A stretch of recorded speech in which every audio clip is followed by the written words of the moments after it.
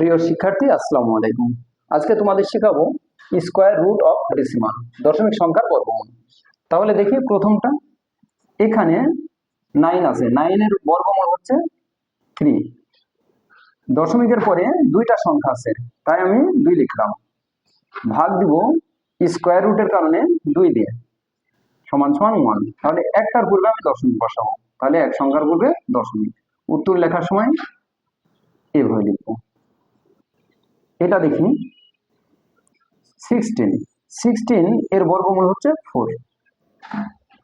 দশমিকের পরে 4টা সংখ্যা আছে, দশমিকের পরে 4টা সংখ্যা আছে 4।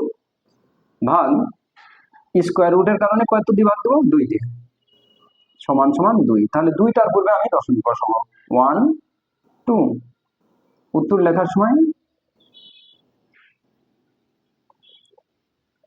এভাবে লিখবো।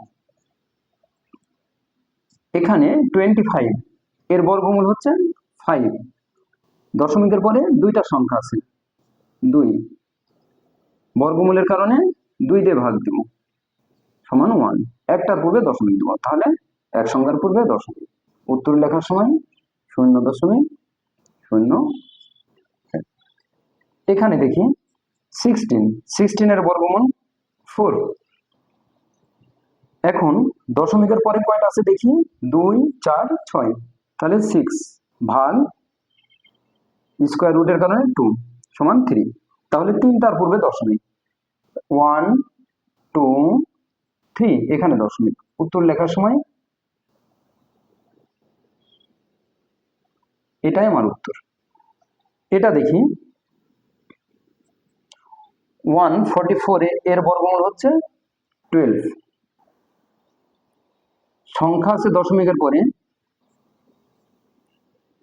2 4 6 8টা, তাহলে 8 ভাগ বর্গমূলের কারণে কত দিয়ে?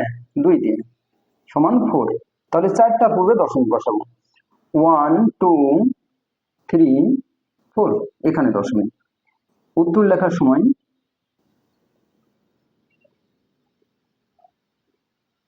এটাই আমার উত্তর। এখন এটা দেখি, এখানে 2025 এর যদি বর্গমূল করি তাহলে হয় 45। সংখ্যা আছে 2 4 6 8 10, তাহলে কি করব? 10কে কত দিয়ে ভাগ দেবো? স্কয়ার রুটের কারণে 2 দিয়ে, তাহলে 5। এই 5টার পূর্বে আমি দশমিক বসাবো, তাহলে 1 2 3 4 5 দশমিক। উত্তর লেখার সময়